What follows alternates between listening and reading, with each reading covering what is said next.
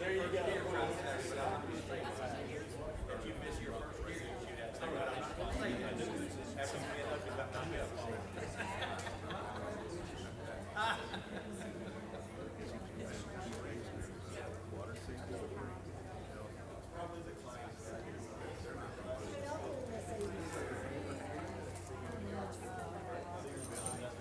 Where's the little ones? Running late. Oh. Maybe get a bath before they come here.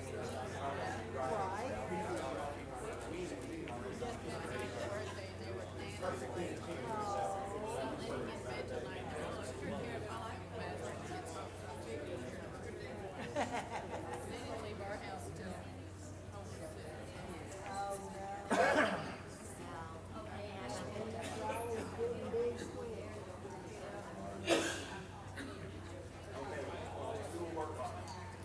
She's already 30, so. Well, it was Riley, Daddy Riley's birthday today. Oh. Austin's about to turn 9.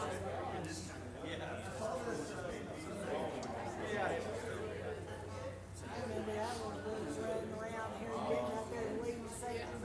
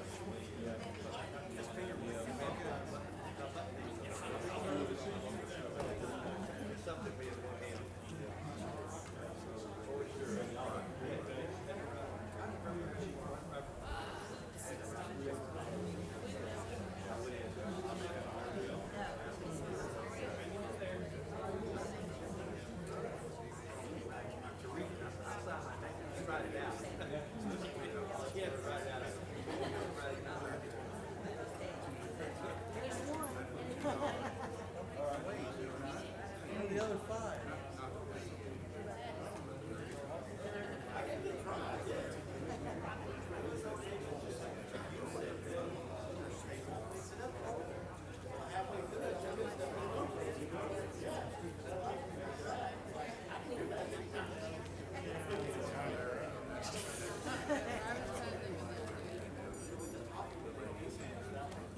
That would just be crazy. Why would we do something? Late night.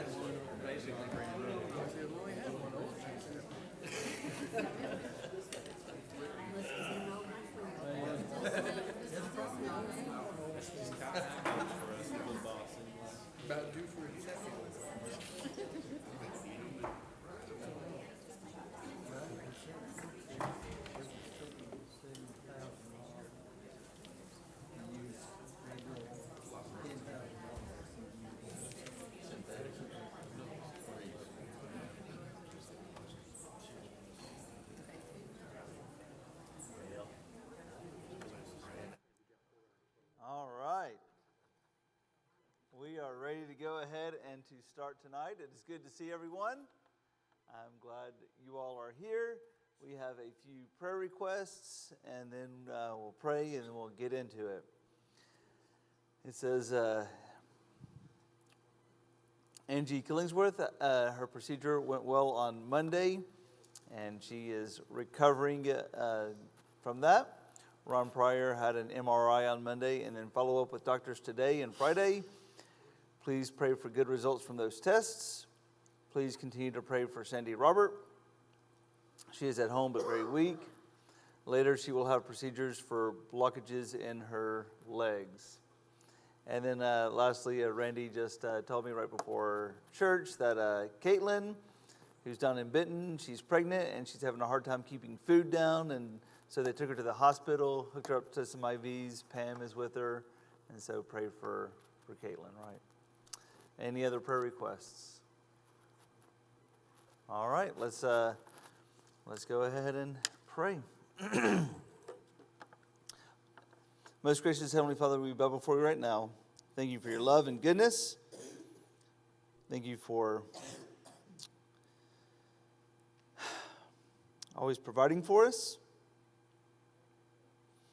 We pray, God, that you will not just be a part of our life or something that we do on Sundays and Wednesdays, but that you will be our everything. You will be our all. Right now, we just thank you for the procedure that went well for Angie. We pray for Ron Pryor that his results go well. We pray for Sandy Robert as she's getting ready to have a procedure for the blockages in her legs.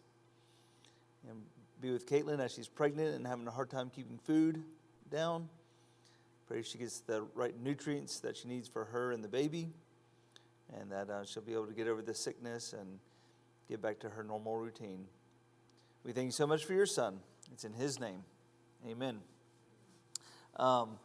Just to let you know, next episode for The Chosen is November 20th, so not this Sunday night, but next Sunday night. This Sunday night, we're having a small reception for Leon after church in the Family Center, and so that's what we're doing next Sunday. Foster Parents Night Out is November 12th from 5 to 8. For those who did sign up, I think I talked to most of y'all today anyways, so don't forget to help out with that if you've already signed up. And then also, there was another one, but I forgot. Oh, Cabot Christmas Alliance. That's what it is.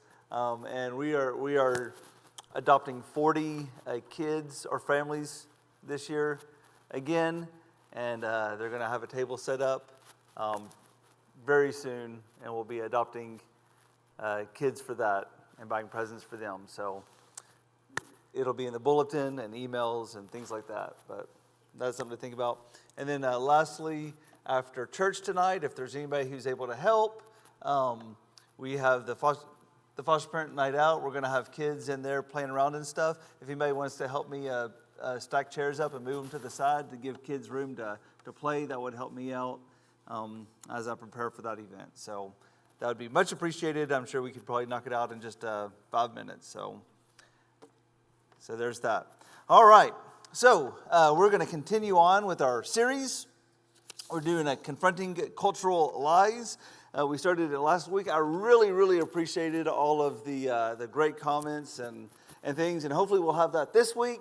I had someone tell me last week that they liked the comments, but they had a hard time hearing. So when you speak, if you can, just really try to project your voice so people can hear you. Maybe I'll try a microphone walking around sometime. I don't know. We've done that before, but so try to speak up, and I'll try to repeat what you say so everybody can hear what's going on. So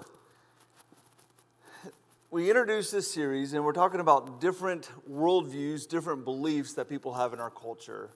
And when I say different beliefs people have, I'm not talking about like Muslim, Islam or Buddhist and these things. I'm talking about beliefs that are pervasive in our culture. And what's so dangerous about them is that it's easy for people to, well, maybe not this one tonight actually, but it's easy for Christians to say they're a Christian, but at the same time hold these other belief systems, these worldviews that are contrary to Christianity.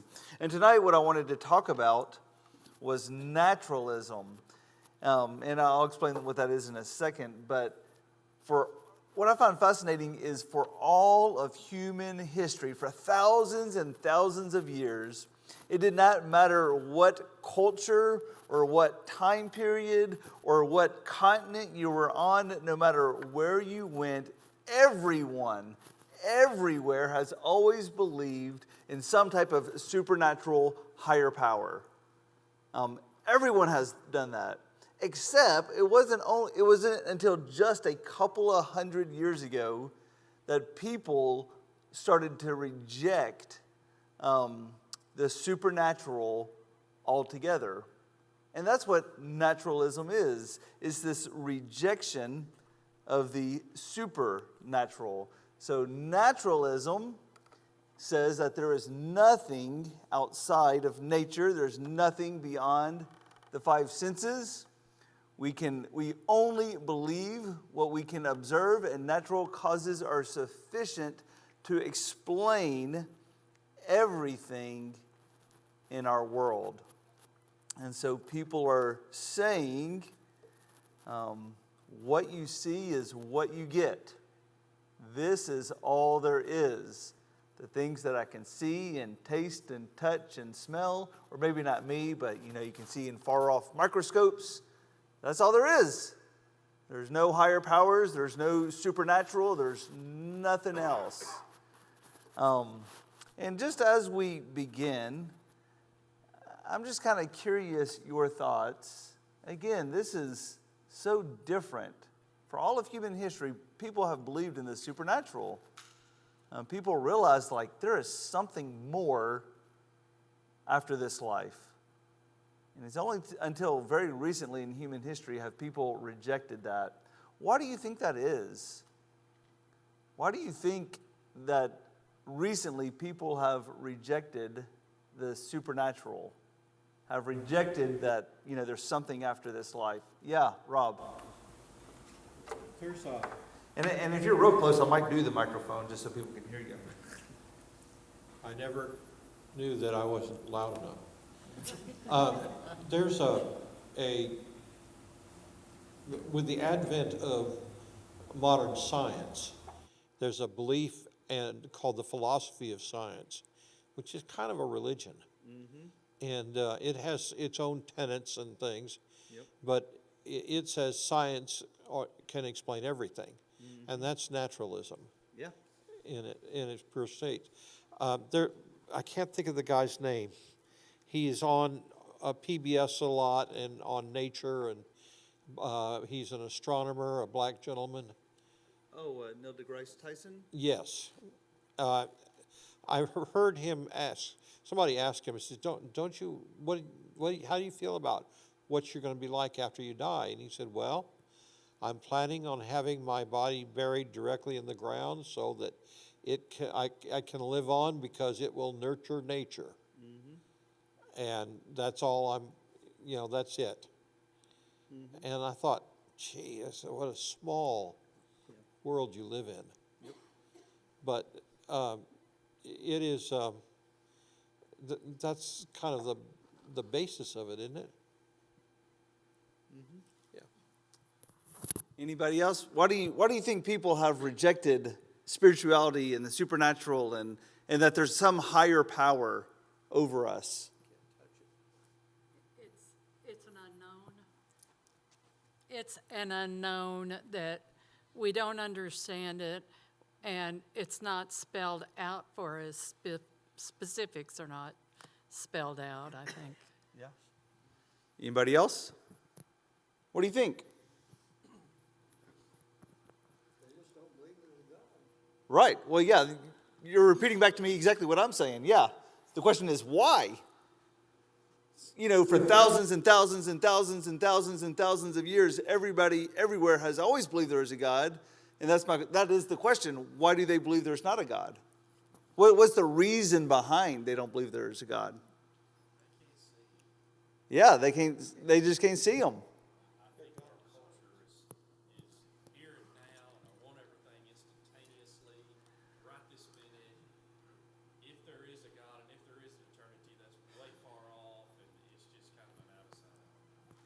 Oh, I mean, you said a lot of stuff there, right? I mean, out of sight, out of mind. I want it right now. I mean, one, like we have this culture of busyness, where, man, I'm just worried about today. I'm worried about tomorrow. Let me focus on myself. I don't have time for these big questions, right? Sorry.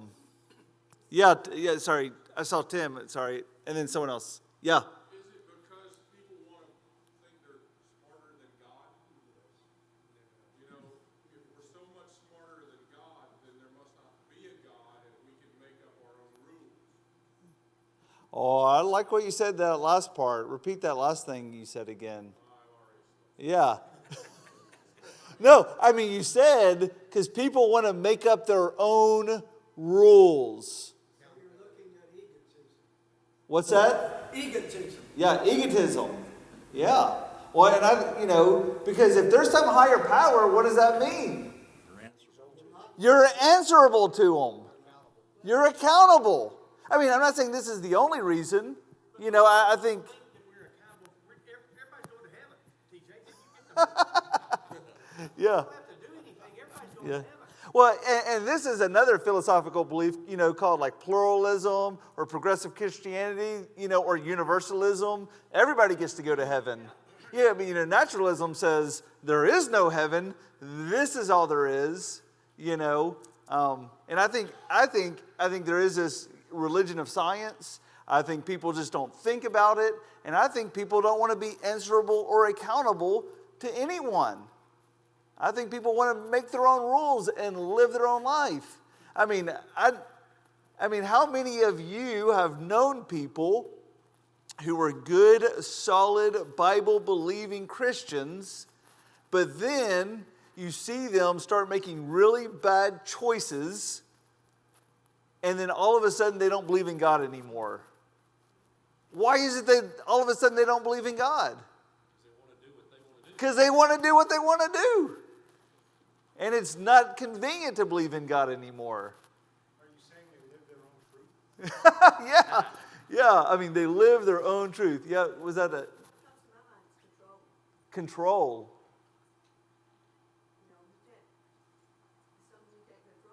Yeah, absolutely. Yeah, and we want to be in control, don't we? We want to be in control. I mean, I think any others. I think there's a lot of reasons.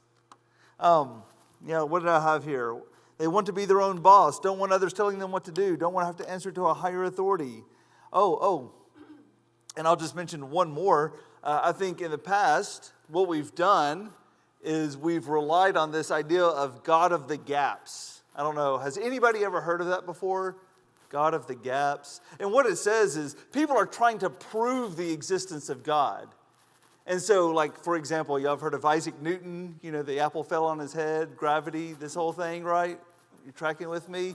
Well, so what's that?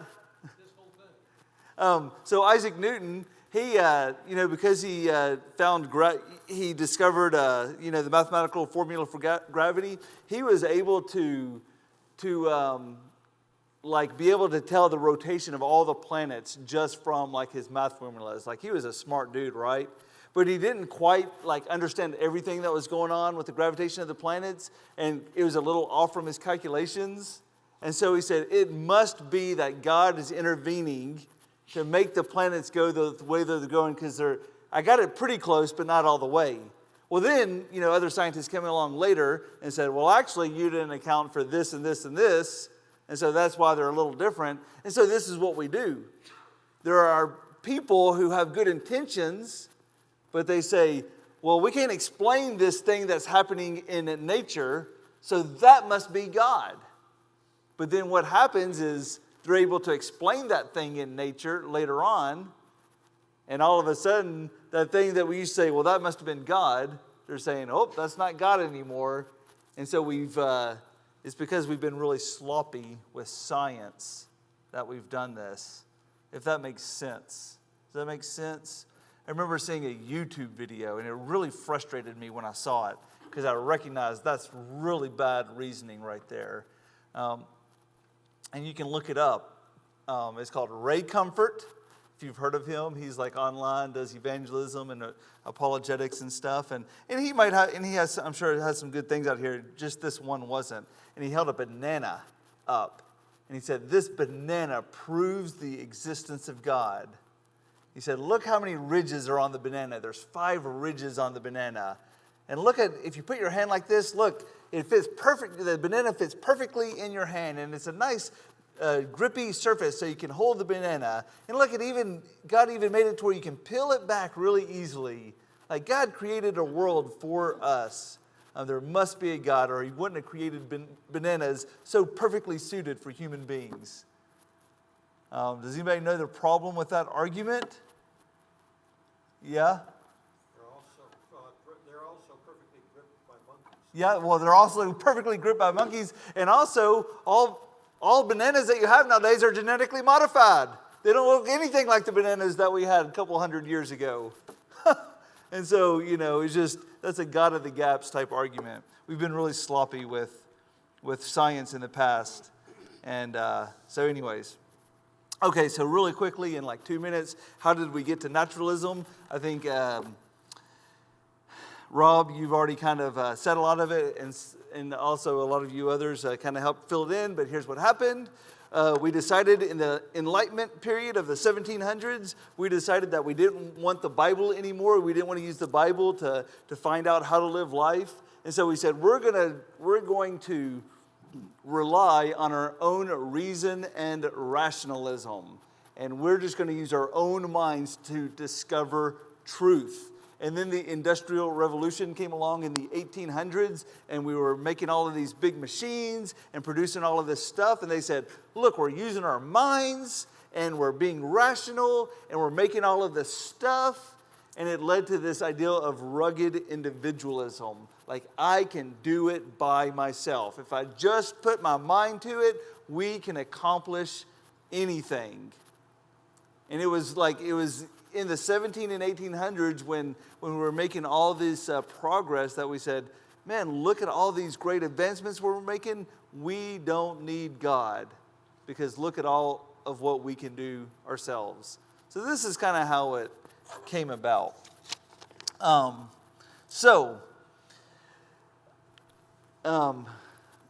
There is a problem with naturalism when it comes to the creation of the universe. The naturalists, people who believe that only the stuff that you can see, only the stuff that you can observe is real, they have a really hard problem figuring out where the universe came from. Why do you think they have such a big problem with it? And again, I'll put up the definition of naturalism. So this is what they're working off of. Why do you think, do y'all have any thoughts about why they have a hard time figuring out or answering the question, where did the universe come from? No natural cause. Okay, what do you mean by that, Harold? No natural causes. They haven't figured it out. What natural cause created it. Oh, they haven't figured out what the natural cause is that created it. The Big Bang. Okay. Anybody else?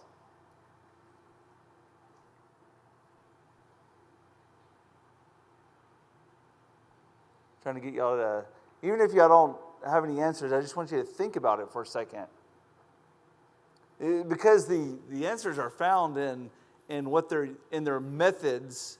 These are their methods for discovering knowledge. Well, you can't observe something that's already here. Yes, exactly. Right? And so they say, this is what they say. The reason they say that it's impossible for Jesus to have risen from the dead is because we couldn't observe it.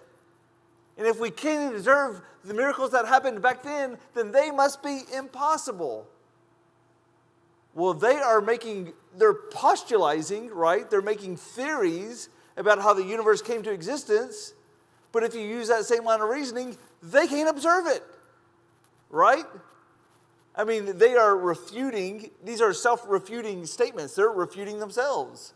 What else? You can't observe how the universe came into existence. So any theory they put out there, they'll never be able to prove by their own standards. Ever. What else?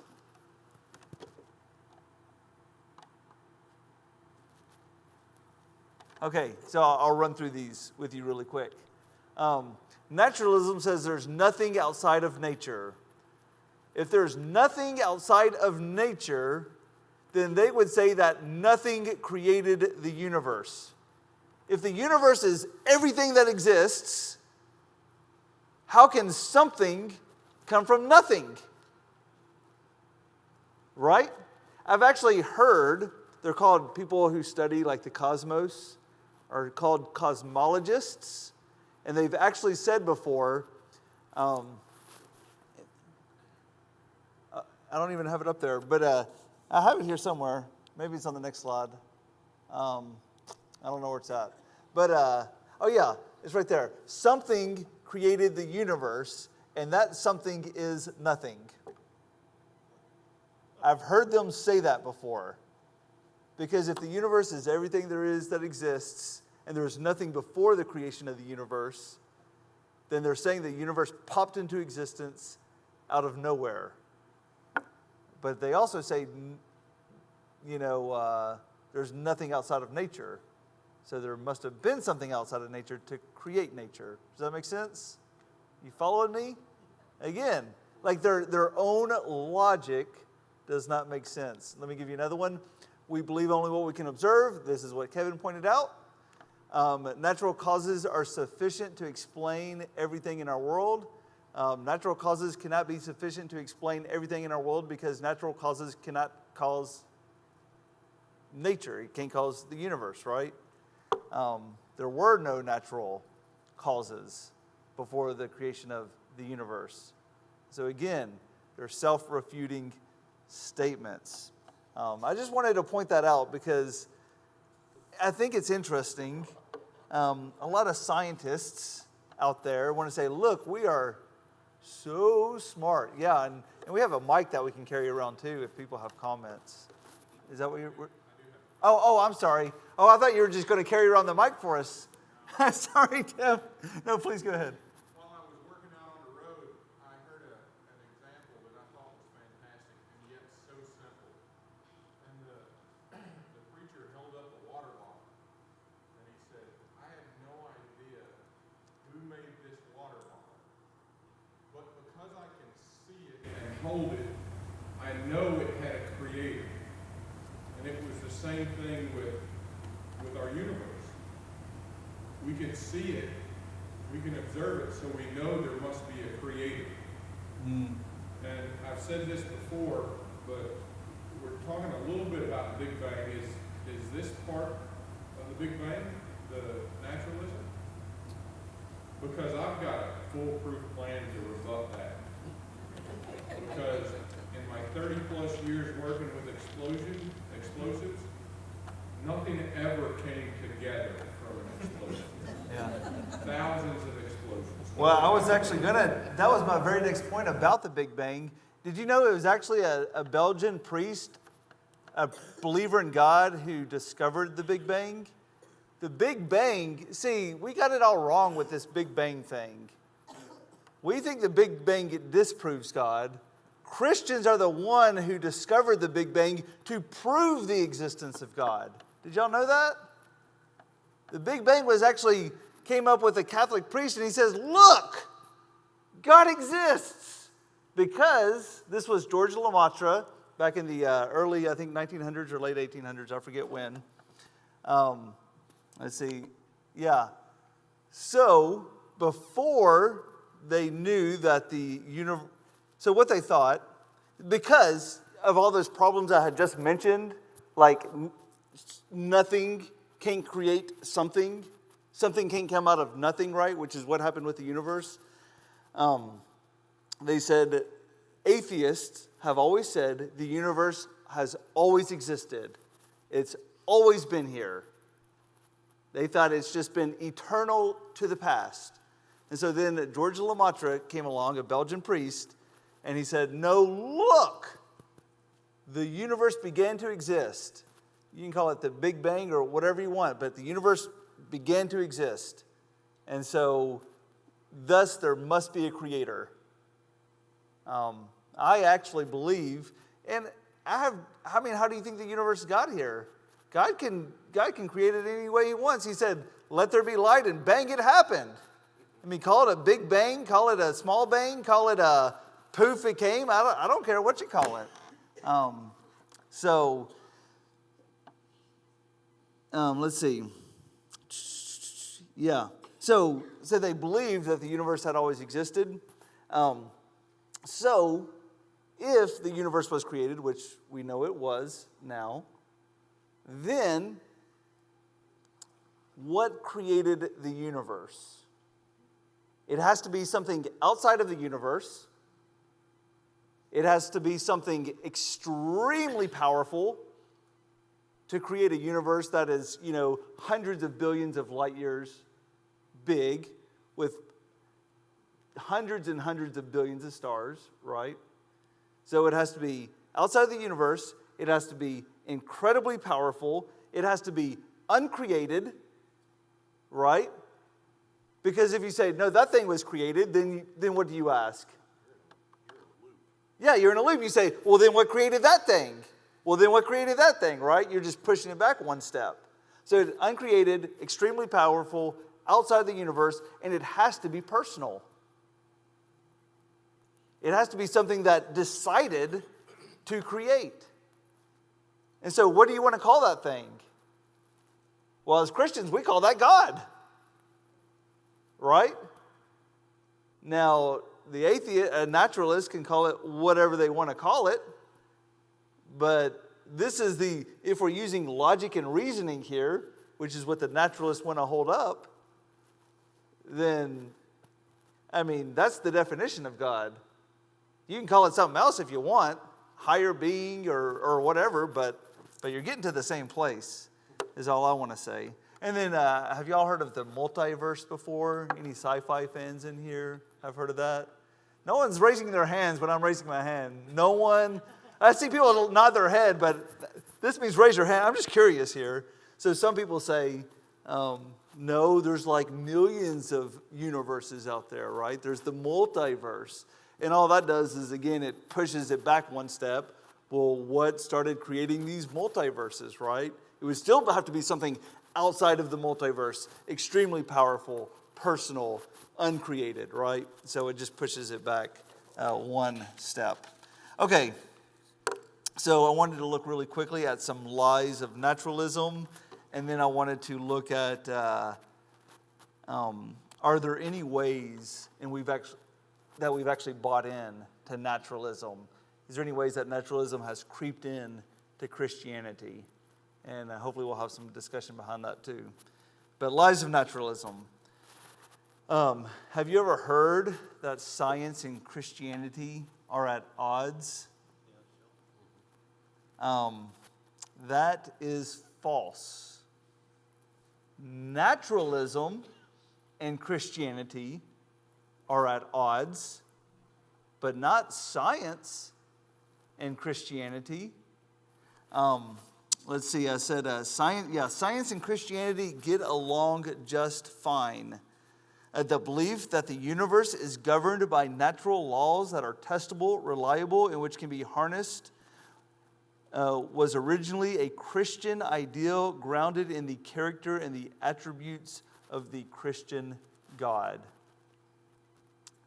Most people believed, we take that for granted. We think, of course, everything is reliable and happens repeatably, and if you do an experiment one time, it's going to happen the exact same way the next time. That's not what most people used to believe. Most of the people used to believe that everything was just kind of haphazard and happened randomly, and you never know what would happen. It was Christians who came along and said, no, God is a God of order. God is a God of making things, perfect and reliable. And it was some of the greatest scientists who were first Christians. Blaise Pascal and Isaac Newton and all of these guys. Galileo. All of these guys were Christians. And the reason they went into science is they said, no, we believe in this Christian God, and He's the one who lets us know that He created a world that we can study. So, science and Christianity are not at odds. Second one, science uses facts, religion uses faith. Before I give my 2 cents on why I think this is not true, do y'all have any thoughts about why this is not true? I think you word it wrong. Okay, fair enough. Science uses facts.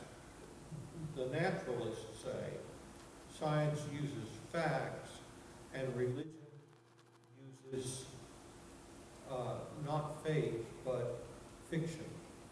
Okay. They see it as myth.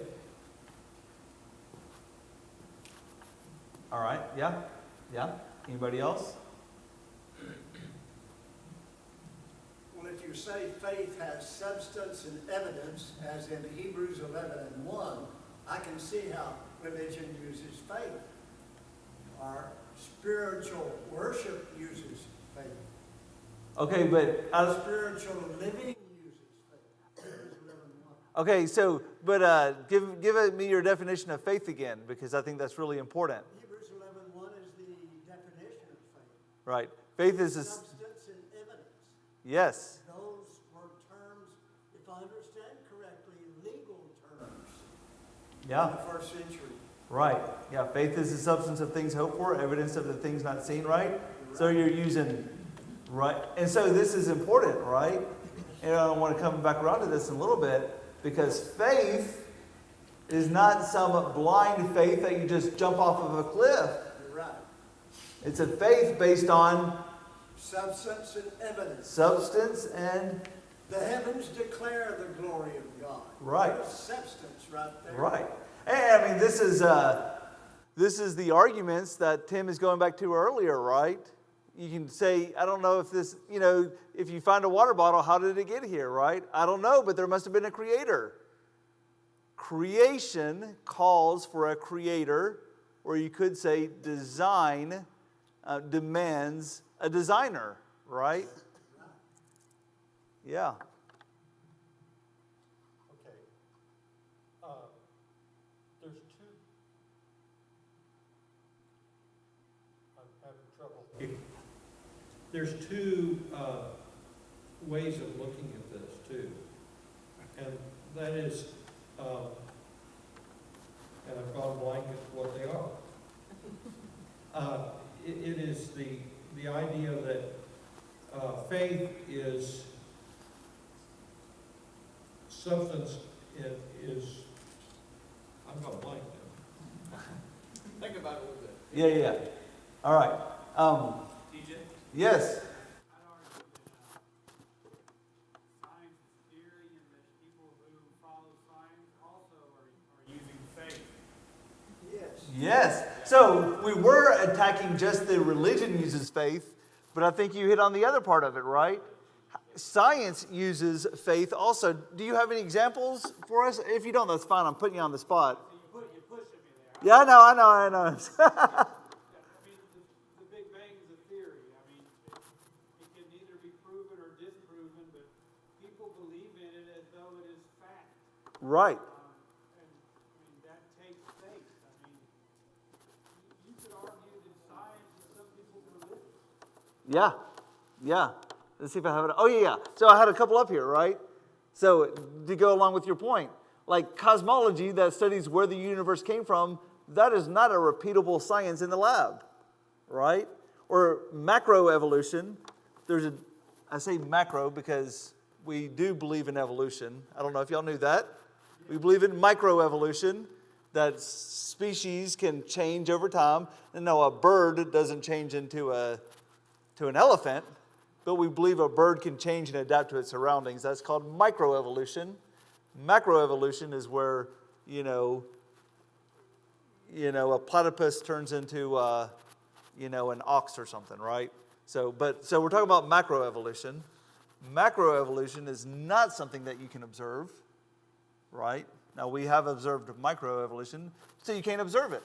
So again, they're doing it based on theories. And then last one, and then you, brother. Paleontology, the study of dinosaur bones, is not a repeatable science in the lab. I mean, these are all guesses. It's guesswork. Jake and then Randy, yeah. When some of the Spanish galleons wrecked out in the ocean, there were big Spanish rabbits, black and white, brown and white.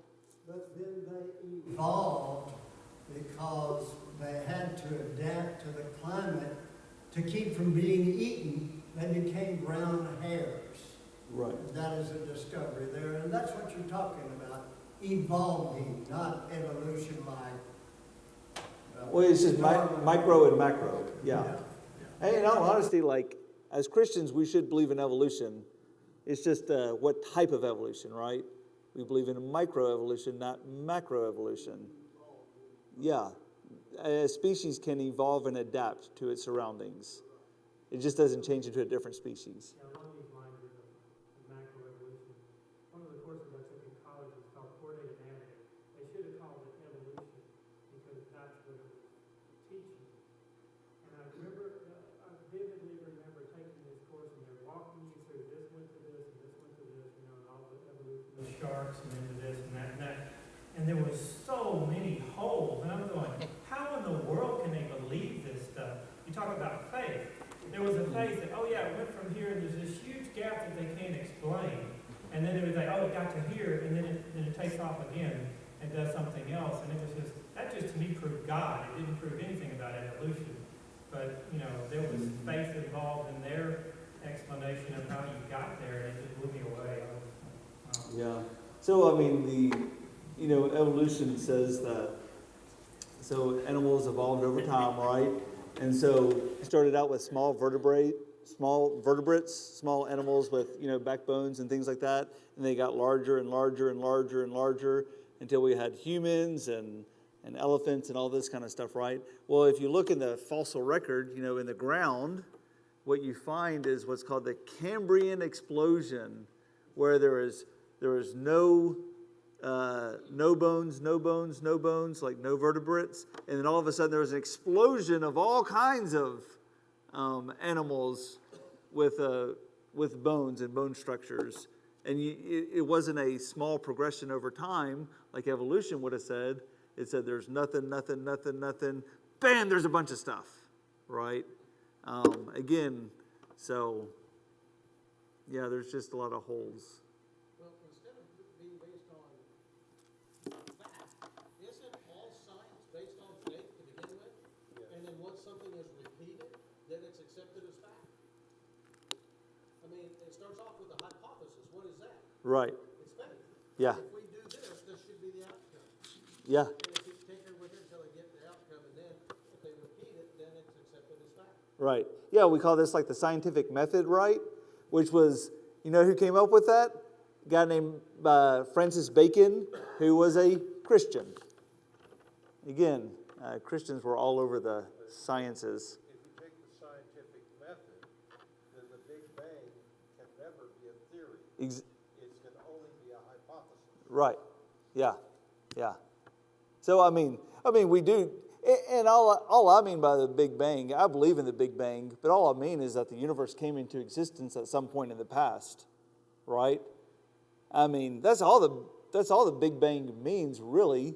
I mean, y'all believe the universe came into existence at some time in the past, right?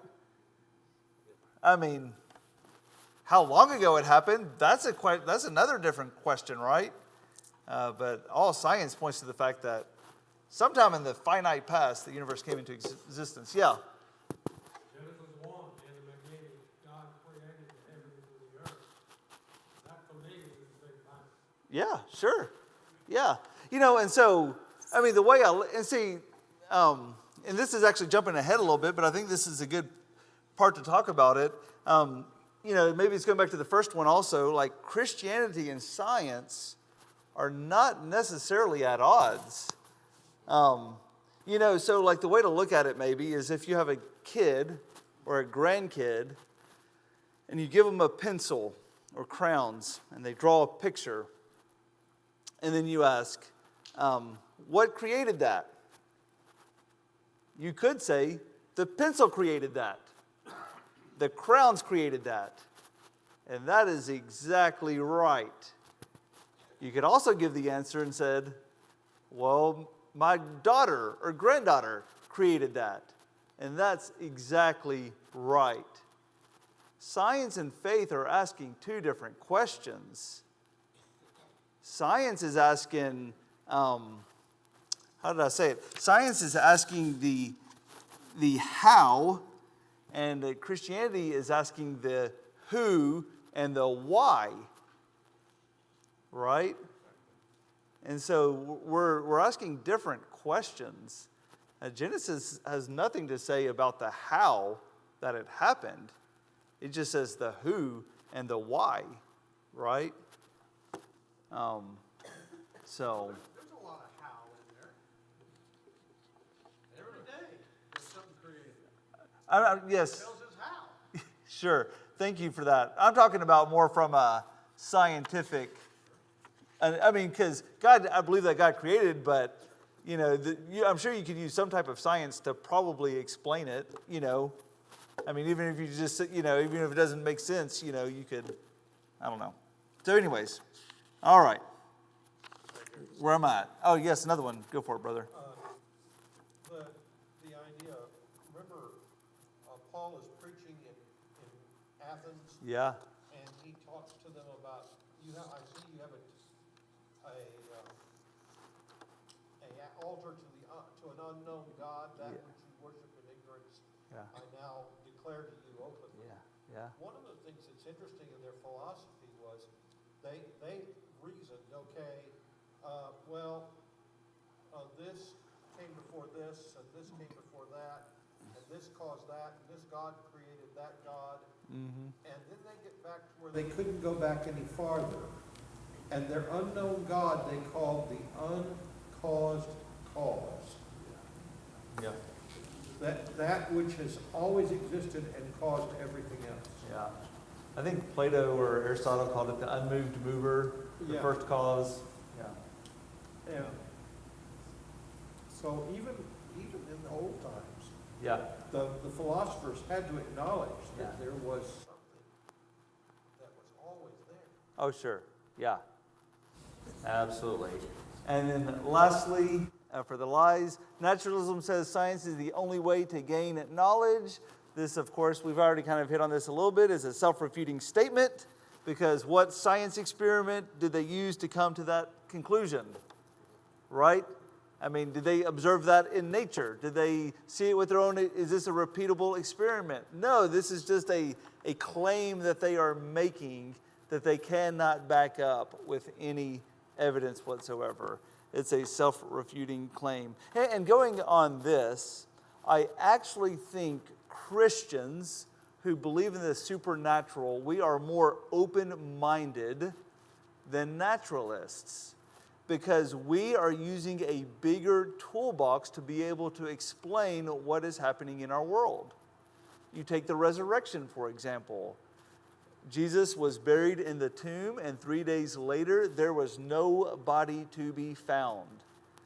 How do we explain that? Well, what Christians do is say, well, he could have risen from the dead, and you could list all the other options. But what do naturalists do? They already take options off of the table before they look at any of the evidence. And so what naturalists do is they already have a preconceived notion in their head what they want the answer to be, and they remove any answers that don't fit with what they want to find. Does that make sense? And so naturalists are actually more closed-minded than Christians, because we are willing to go wherever the evidence leads us. I think that's interesting. Yeah, Jake. The word substance and evidence, I'd like for our brethren to study those two words and see if what I said is true, because then we become Bereans. Oh, yeah. We become like those in Berea. Is that what you're saying? Yeah. Study the word with all readiness to find out whether. These things are so. Yeah. Acts 17:11, I think. Yeah.